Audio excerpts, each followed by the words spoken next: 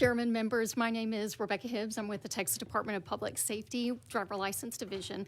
I am also our NVR coordinator for the agency. Before I do my testimony, though, I would like to compliment the Secretary of State and Christina for the compliments they've given to us. It is true, we absolutely do work together. We are considered one of the best partners with them because they are one of the best partners with us. So the collaboration has been fantastic over the years.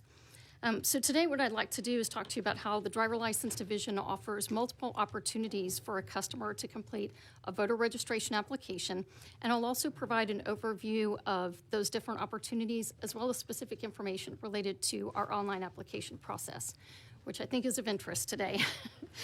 The driver license system allows a voter registration application only if a person can meet two specific basic criteria.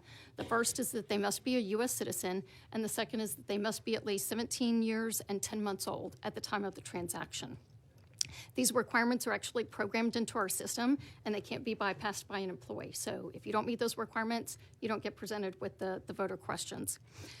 It's also important to note that we consider that information to be valid only at the time of the transaction, because obviously your citizenship status and your age can change each time we come in and see you. Age particularly, yes. Yeah, my thought is the minute you walk out, your age has already changed, right? Voter registration applications are sent daily to the Secretary of State's office, and they include all of the varieties that we offer right now, which is in person at a driver license office, online, by telephone, and we also offer it for mail-in address changes. Right now, the mail renewal applications still actually go out with the motor voter card, which requires the person to complete it and mail that back to their local registrar. But we do have plans to actually work to remove that card and start placing those questions on the mail-in renewal form. Once that's done, then basically every single transaction that we'll do will have voter registration questions, and they'll be electronically sent to the Secretary of State's office. Of interest, so in fiscal year 24, we completed over 3 million voter registration applications. So how did that break out by method? A little over 1,600,000 were done in a driver license office, 1,350,000 were done online, and the other 20,000 we had left were done between telephone and mail-in address changes. So obviously what that shows you is we're doing just as many online voter registration applications as we're doing in a driver license office. So what does that process look like then for the customers when they go online? The Texas.gov, which is exactly what Christina mentioned, is the one that hosts both our online and our telephone options for people to either renew or replace their license. When they log in, they put in their information, and there is some basic security information they do have to enter. That information is their driver license number, their date of birth, the last four of their social security number, and what we do call the audit number, which is a secure number on each driver license that's produced, and it changes every time they get a card. Once that information has been verified and that person is authenticated, the driver license system is then checked to see what type of transaction they can do and if they're eligible for the voter registration application. Those eligibility requirements are the same online as they are in the office, right? So if you're not a U.S. citizen and you're not at least 17 years old and 10 months, then you won't even be presented with the voter registration questions. The system will bypass that portion entirely. If you are eligible, it will present the question, would you like to register to vote? If the person selects yes, then it gives them the option to indicate if it's a new, a replacement, or a change, just like on the voter card. And it also asks them if they want to serve as an election judge. All of those answers are exactly the same as what we provide in the driver license office. So from a customer perspective, what they do when they walk in with us and what they do online is exactly the same. There's no difference between them. Once that person makes their voter registration selection and they complete their transaction, their selection is printed on their receipt at the end of the transaction. So whether they select yes or no, it's on there. Same as what we provide in the office. So if you select voter registration, we print that on your receipt in the office as well. All of those voter registration applications are sent to us from the Texas.gov application every night. We process them in our driver license system, and then the following night we mail those out, we send those out to the Secretary of State's office in the same voter registration file that we send to them for all of the in-person, the mail, all of that's the same. So that's the information I have about our system and our processes, but obviously I'm open for questions, which I suspect you have. Members, any questions? Ms. Swanson? Yes, just wanted you to address, like, is there still proof of citizenship requirement for an individual registering to vote while also getting their Texas driver's license through DPS? Yes. So the way citizenship works for us is once you have presented proof of citizenship, we do not ask that question again. You're marked as yes as a citizen in the system, and we know that that's your status and that won't change. For individuals who are lawfully present, that means that they're either a permanent resident or they're a visitor here. If they wish to obtain a Texas driver license or identification card, they do have to present their proof of lawful presence every time that they come in. For individuals that are permanent residents, also refugees, asylees, and parolees, they receive a license that looks the same as a citizen's license, so there's no indication on there that they are lawfully present. If you are what's considered a visitor, you receive a limited term license. So that's marked to show that that person is here for only a short period of time, and the expiration date on that license is also attached to whatever expiration date we get for their lawful presence documents. So those individuals obviously come in usually either within every year or every 2 years, depending on what we receive back as their expiration date from SAVE. And SAVE is the application that the U.S. Department of Homeland Security provides verification to us for. So yes, those individuals who have to come in, if they are lawfully present, and let's say they've received a certificate of naturalization, we will ask them to bring that in because we still also have to verify that certificate of naturalization through the exact same process that we do the lawful presence documents. Once they are certified as naturalized, we mark them as a citizen, yes, and we never ask for that document again. Could you repeat again the people that you said get a license just like everyone else's? And I think it was it felons? Just list those again. I didn't quite catch all that. Yeah, absolutely. So permanent residents, what most people usually call the green card, right? So that means you're a permanent resident here. We also have refugees, asylees, and parolees that under the federal requirements, those individuals are not considered visitors. So they may not have a permanent status yet, but they are considered to be treated like a permanent resident. So their driver's license looks like a citizen's. So what then is the protection that we're not? Can you address that? How do we keep from treating those people as citizens for purposes of voting? Yes, so I think part of what Christina was talking about and some of the things that we already do, she talked about the fact that they get a weekly file from us for all the individuals who are lawfully present. That does include people that are permanent residents and part of the other categories. One of the other things that we are already working with them on, and we started last year, and it'll be implemented when they implement their new team system here this summer, is the fact that we will be providing them 2 additional fields in a daily file where we already provide them things like name changes, address changes, if your DL or ID number change. That'll be citizenship, so it'll be yes or no. So we're going to tell them right off the top, is this record that we're sending to you, is that person a citizen, yes or no? The other thing that we're also going to be providing them, which she talked about, is if that person's licensed in another state or jurisdiction. So what that process looks like for us is, for decades now, we have always received notification from another state when that person surrendered our Texas license, so we could mark our record to show that that individual is no longer licensed in Texas. It doesn't change the fact that they could still potentially have the card, but it invalidates it in our system. So everybody who checks knows we don't consider that person licensed here anymore. We receive that information, and we'll be actually putting that in the file to where we will tell them this individual has now been marked as licensed in another state, and they're no longer a Texas citizen, not a citizen, but a Texas resident. And then when they come back to us, we do have people who move back and forth from state to state. When they come back, we remove that status. So what we'll be providing in the file is the fact that that status has been removed, and then their new Texas address in there. So I think what we'll be doing with those 2 things is probably touching on some of the stuff that y'all asked about related to Eric, right? Some of the additional items that were not originally part of what our file was that we sent to him, but we will be adding it. And I think the citizenship field will be one of those things that will also help them as well.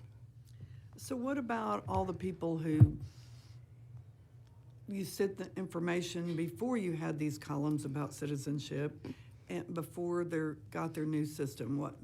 what are we going to do to correct any problems we might have? Yeah. So I think what she was talking about too, from the historical perspective, right? Those individuals who weren't there beforehand. One of the things that we've talked about with them is the ability for us to provide, and I'm going to use a very technical term, a superset, right? Basically, it's a file where we would go in and pull that field for all of the records out of our system, and we would basically provide them a large dump of information that says, here's all of the records that we have, here's what their status is right now, and then when you actually start receiving those files from us on a regular basis, it's a daily file, every day you'll receive updates to that. And basically what that would do is it would allow them to be able to see the historical information so that they're without waiting for that person to come back into the driver license office. Okay, thank you. Mr. Busey? Thank you, Mr. Chairman. Thank you for your report. You answered a lot of my questions ahead of time. Did you tell us, did you give us a number for total number of people that have utilized the DPS portal for online voter registration since fall 2020 when we're required to implement it? So for online, you're right. So we started in September of 2020. And from what I can gather on here, and I am not that good with math, so you're just going to let me count here, but it looks like each year we have done between 1.1 and 1.4 million voter transactions online. So like So almost 6 for million like people now? probably like 5-6 million that we've done in that time period. In a previous session, DPS came and they said that the portal's working without complication. Is that still the case? Yes, sir, absolutely. You're not seeing any security issues with utilizing the online portal?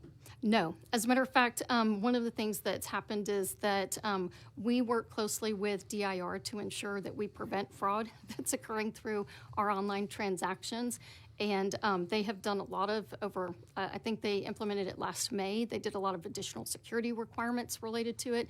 So besides the authentication portion that I talked about at the beginning, those 4 pieces, they have their new Texas by Texas account, basically, right, where you can go in and you can create your own account and you can actually put in all of the different applications you might want to use, DPS, DMV, Texas Parks and Wildlife, TDLR.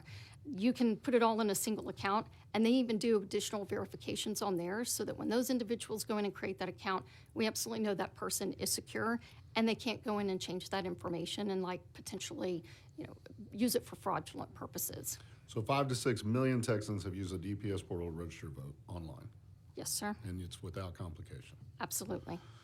Would there be any major challenges to taking the current portal and expanding it for the people that are not currently eligible to use it if we were to act legislatively? Financial costs or major costs? Or I think it depends on how y'all write the bill. So a lot of the bills that we've seen right now related to the electronic voter registration are really, from the way we do the review of it, it looks like it would impact the Secretary of State more to create like their own online application. If you wrote the bill, and we could obviously talk to your office about this if we needed to, if you wrote the bill in such a way that you would still log in using your Texas DLR ID, you could still authenticate, but there would be a separate process for just voting only instead of going through the regular transactions. That is an option. Currently, if you want to just change your emergency contacts that we have, you don't have to go in and renew or replace your license. We allow you to do that free of charge through the exact same application that you do the renewal and replacement. Okay. Well, thank you so much for all the work you're doing to help modernize and keep our elections safe. Thank you. You're welcome. Members, any other questions? Yes, please. Thank you so much, Chairman. I have a couple of questions for you. This is around Eric. Okay. So from my last conversation with the witness before you, it seems like your department is taking on a lot of responsibilities in helping ensure our voter roll is clean. Would that be the case? I don't know if I could even say it that way. I'm not really familiar with, all of the different information that they receive. I can tell you the information that we provide to them in our daily file. We've been providing since 2010 when we Okay, implemented can you our tell new me driver some of those things? Yes. So basically, and let me pull this because I have a list of. I guess what I'm asking is, what additional information are you providing since our removal from Eric? So really, the only things that we provide different are the 2 new fields that I just talked about before, the citizenship field and licensed in another state. Everything else that we've been providing to them, we've either been providing for probably well over a decade, or the citizenship files at least since, I believe we started that in 2021. So for several years now, those have been in place. So really the only two things, and we did work with the Secretary of State's office to determine what other type of information we gather that they might be able to use, but they were already receiving that from all of the other resources. So truly, it's just those two additional fields. Awesome. Okay, so then I guess I'm just trying to understand this all a little bit better. So how are you coordinating with other states to make sure that all the data is accurate, since that's one of your new kind of like tasks? Yes, so if you're talking about the licensed in another state or jurisdiction, okay, it used to be that that was always a mail process, and we would print paper, and they would print paper, and we would mail it back and forth, no. and you manually update that, right? In 2023, in September of 2023, we started participating in what's called the state-to-state program. That is a requirement of the Real ID Act, and so all of the states are required to do that. And basically, what this application does is it's a warehouse, basically, where we actually move one driver from one state to the next. So we may keep their record here, but let's say you move to Louisiana. Louisiana is also participating in state-to-state. When you move there, there's what's called a pointer on the record, right? You're probably not really interested, but basically what it means is we move that person by their pointer. So you're in Texas, we move your pointer to Louisiana. We now know everybody who participates in state to state knows that person now resides in Louisiana because that's where they're at. You move to Oklahoma, you move the pointer there, we now know that. As a part of that electronic exchange, we now receive electronic notification that that person's been licensed in the other state because they have to pull that pointer. When they pull the pointer, we've automated our system to go in and say, mark that record as licensed in another state. So it is real time for those states that are always doing it in real time, which they should be, unless the system happens to be down. But otherwise, we receive it the minute the person gets issued in the other state. So for us, it's seamless. Oh, that's fantastic. Okay, so is there an extra cost to being a participant of state to state?